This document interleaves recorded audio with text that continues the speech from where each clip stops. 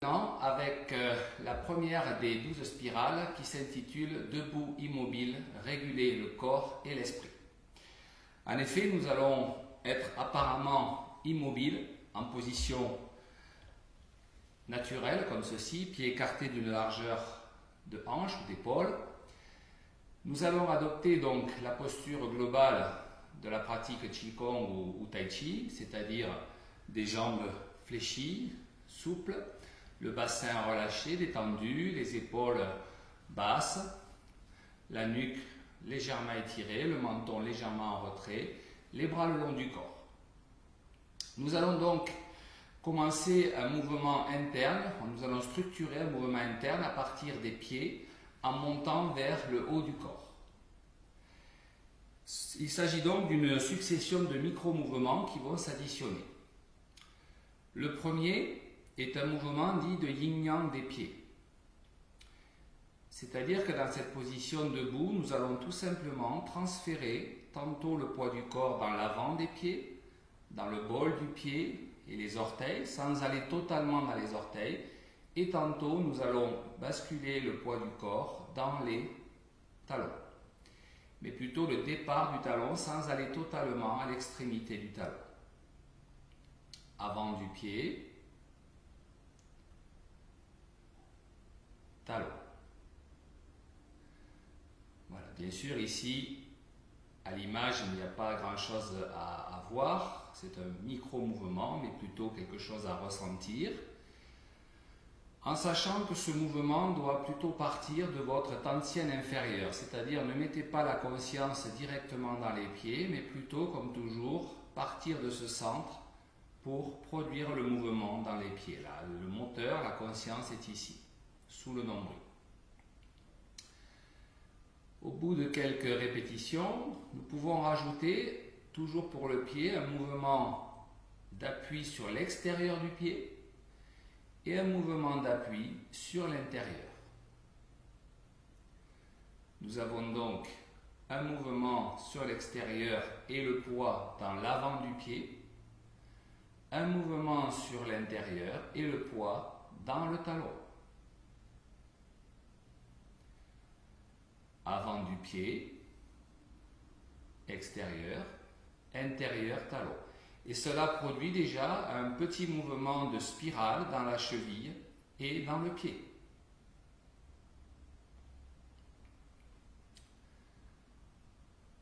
Voilà, quand ce mouvement dans le pied est en place, nous allons l'accompagner d'un mouvement de spirale dans les jambes. Et donc, le moteur de cette spirale sera l'articulation de la hanche. Alors, ici, je le symbolise avec mes bras, mes jambes s'ouvrent comme ceci en spirale et se referment. Tantôt une force centrifuge, tantôt une force centripète.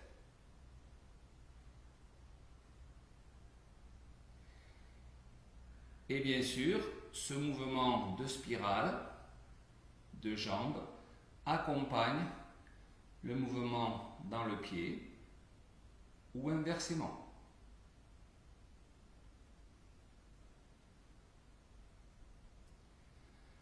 La précaution ici est de bien penser que vous vissez dans le sol et vous dévissez comme une vis sans fin. Pourquoi? Pour avoir plutôt la sensation de vous enraciner à chaque fois et de déraciner, et de sortir de la terre avec les jambes et de rentrer. Afin de ne pas tomber dans un mouvement extrême qui consisterait à trop forcer la spirale centrifuge ou centripète et qui aurait une action de force, de trop forcer, qui aurait pour effet de trop forcer sur l'articulation de la hanche ou des genoux. Surtout si vous souffrez un petit peu de ces zones. Cela peut être très bon en travaillant dans cette idée donc de vissage dans le sol et dévissage, plutôt que de vouloir trop ouvrir et fermer dans les hanches.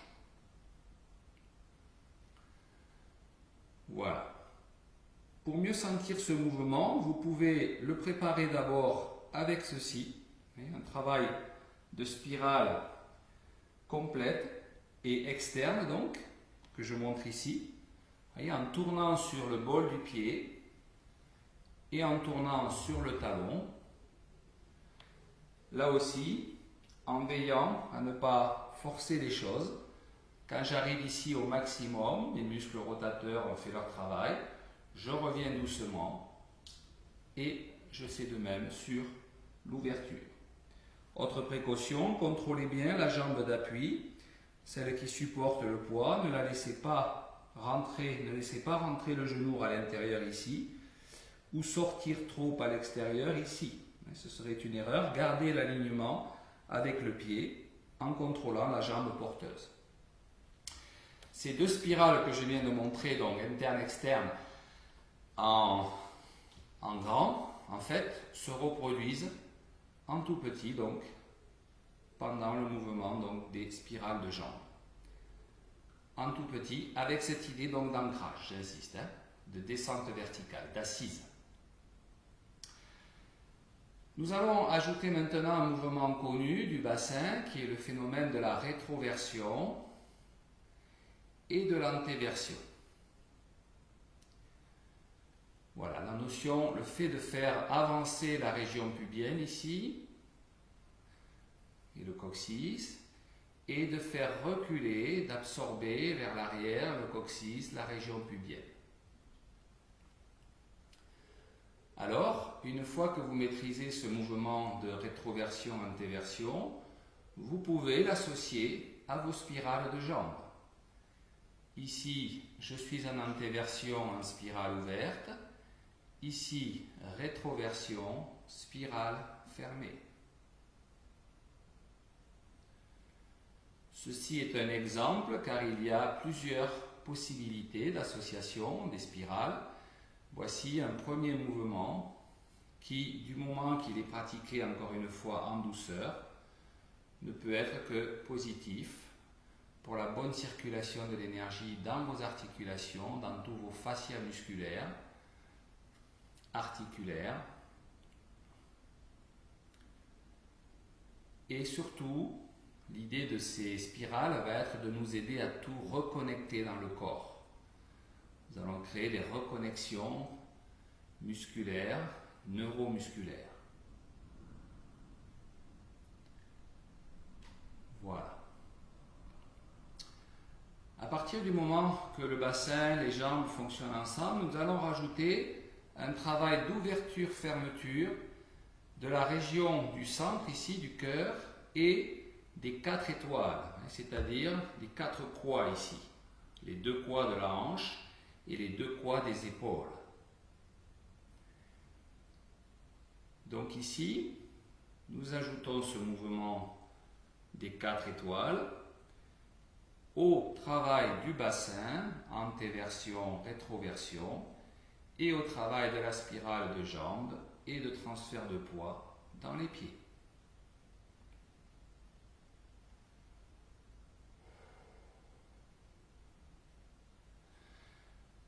Maintenant, nous allons ajouter un mouvement interne supplémentaire qui est le yin-yang du cou, c'est-à-dire le phénomène de retrait du menton et d'avance du menton, appelé aussi mouvement du coq, que nous associons à cet ensemble. Quand vous ouvrez ici, le menton est un peu en avant. Quand vous fermez les 4 étoiles, vous retirez légèrement le menton. Ouvrez les 4 étoiles, libérez le menton. Fermez les 4 étoiles, produisez un léger mouvement de recul, de retrait, tirez la nuque. Voilà, là aussi, ça doit rester très doux, unifié, tout fonctionne ensemble. Voilà. Nous allons ajouter maintenant un micro-mouvement dans les bras, que j'amplifie ici, une spirale fermée, une spirale ouverte. Les paumes sont vers l'avant, tantôt les paumes vers l'arrière. Ce mouvement doit partir de vos omoplates et se réduire, bien sûr, puisqu'il s'agit, encore une fois, de micro-mouvements, en se souvenant que le micro-mouvement est souvent le plus efficace pour atteindre les blocages profonds, blocages énergétiques profonds. Et enfin, reste un mouvement des plus difficiles, des plus délicats, mais qui fera partie intégrante à un certain niveau de cette série. Il s'agit d'un mouvement ondulatoire de la colonne vertébrale. Alors, l'idée, c'est de voyager en ondulation dans toutes vos vertèbres, en partant du coccyx, du sacrum. Je passe dans mes lombaires en ondulation, dans mes dorsales, dans mes cervicales. Et je produis une légère vague dans le dos en association avec tous les autres éléments.